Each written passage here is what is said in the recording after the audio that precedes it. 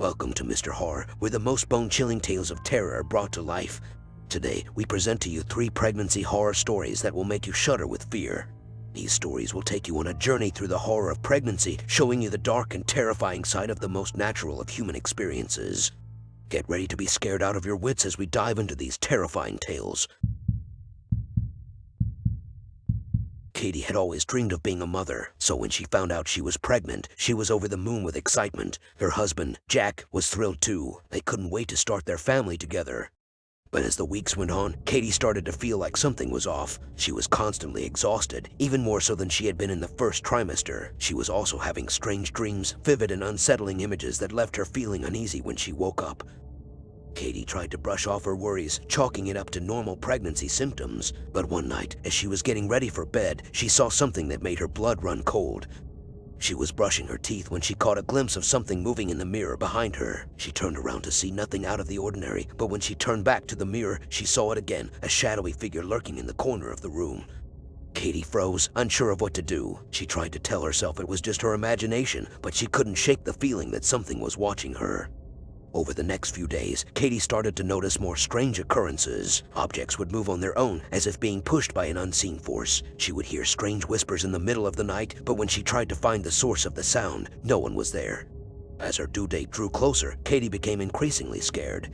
She didn't know what was happening to her, but she knew it wasn't normal. She started to feel like she was being stalked by something malevolent, something that wanted to harm her and her unborn child. Katie knew she needed help, but she didn't know who to turn to. She was too scared to tell Jack, afraid he would think she was going crazy. But she knew she couldn't keep it to herself any longer. She had to find out what was happening to her before it was too late. As the weeks went on, the nightmares became more vivid and terrifying. They were always the same, a shadowy figure looming over her, whispering in her ear and touching her swollen belly with cold, clammy hands. Katie tried to tell her husband about the dreams, but he dismissed them as a common pregnancy side effect. She couldn't blame him. After all, he wasn't the one experiencing the nightly horrors. But it wasn't just the nightmares that were getting to her. Katie started to notice strange things happening around the house. Objects would move on their own, doors would creak open in the middle of the night, and she could hear faint whispers coming from empty rooms. At first, she tried to convince herself that it was all in her head, but one night, she woke up to find the shadowy figure from her dreams standing at the foot of her bed. She screamed for her husband, but when he turned on the light, the figure disappeared into thin air. Katie was starting to feel like she was losing her mind. She sought solace in online pregnancy forums, hoping to find others who had experienced something similar. But all she found were stories of happy, expectant mothers, with no mention of the horrors that she was enduring. She began to isolate herself from friends and family, afraid that they would think she was crazy if she told them what was happening. But as her due date drew closer, Katie knew that she couldn't keep the truth hidden any longer. One night, when her husband was out of town on a business trip, Katie woke up to find the shadowy figure standing right next to her bed. But this time, it wasn't just whispering in her ear, it was speaking in a language that she didn't recognize, with a voice that sounded like it came from the depths of hell. Katie tried to scream, but her voice was caught in her throat. She felt a sharp pain in her belly and suddenly realized that the figure was trying to harm her unborn child. With all the strength she could muster, Katie forced herself out of bed and ran out of the house. She didn't know where she was going, only that she had to get away from whatever was inside her home. As she ran down the street, Katie could hear the figure's voice echoing in her mind. It promised to follow her wherever she went, to take her child and leave her with nothing but despair. Katie was consumed by fear and desperation. She knew she had to find a way to protect her unborn child, but she didn't know how. All she could do was run, hoping to outrun the horrors that had invaded her life. Finally, Katie gathered the courage to speak with her doctor about her experiences. She explained everything, from the strange dreams to the shadowy figure in the corner of her room. At first, the doctor tried to reassure her that it was all in her head, a result of pregnancy hormones and stress. But as Katie continued to describe her experiences, the doctor's expression shifted. She became more serious, asking Katie detailed questions about what she had seen and heard. In the end, the doctor recommended that Katie see a specialist, someone who could help her better understand what was happening to her. She gave her the name of a woman who was said to be an expert in paranormal activity and the occult. Katie was hesitant at first. She didn't believe in ghosts or demons or any of that, but the more she thought about it, the more she realized she had nowhere else to turn. The specialist, a woman named Dr. Martinez, met with Katie and listened carefully to her story. She asked probing questions and took notes as Katie spoke. When she was finished, Dr. Martinez sat back in her chair and took a deep breath. "I believe you," she said finally. "I believe that there is something in your home, something that means you harm." Katie felt a sense of relief wash over her. Finally, someone understood what she was going through. Dr. Martinez explained that there were certain rituals and spells that could be used to banish negative energies from a space, but it wouldn't be easy. It would require a lot of preparation and focus. Katie was willing to do whatever it took to protect herself and her baby. She worked with Dr. Martinez over the next few weeks, following her instructions to the letter. They burned sage, recited incantations, and performed other arcane rituals. At first, it seemed like nothing was happening. The strange occurrences continued, and Katie began to lose hope. But then, gradually, things started to shift. The whispers in the night became less frequent, and the shadows in the corner of the room disappeared. Finally, on the night of Katie's due date, she went into labor. It was a difficult delivery, but in the end, she gave birth to a healthy baby girl. When she held her daughter for the first time, she felt a sense of peace wash over her. It was as if all the fear and anxiety of the past few months had been washed away. As Katie looked down at her daughter's face, she knew that whatever had been haunting her was gone for good. She had faced her fears and come out on the other side stronger and braver than ever before.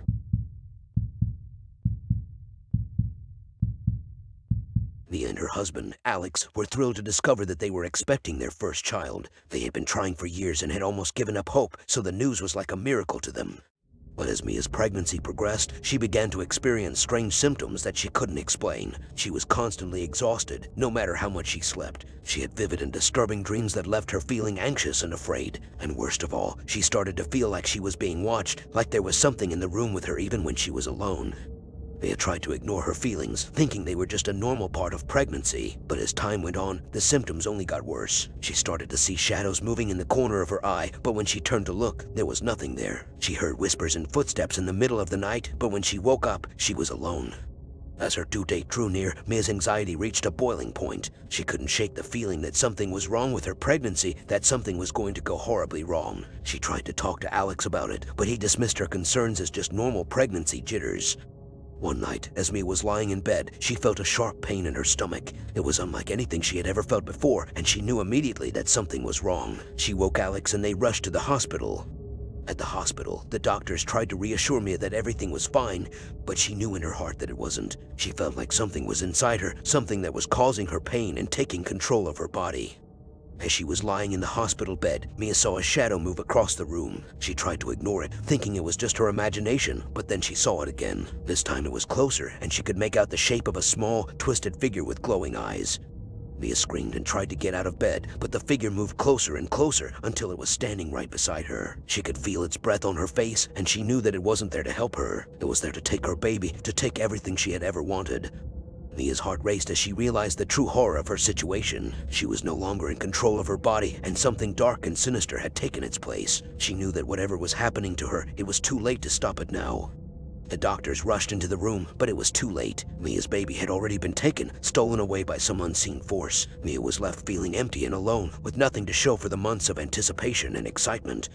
As she lay in her hospital bed, Mia couldn't shake the feeling that something was still watching her, still lurking in the shadows. She could hear whispers and see strange movements out of the corner of her eye, but every time she tried to bring it up to the nurses or her husband, they dismissed it as a side effect of the trauma she had experienced. But Mia knew better. She knew that something was still after her, still trying to take everything she had left. She tried to ignore it, to focus on healing and moving on, but the fear never truly went away. Months later, as Mia was walking home from the grocery store, she saw a familiar figure out of the corner of her eye. It was small and twisted, with glowing eyes that seemed to follow her every move.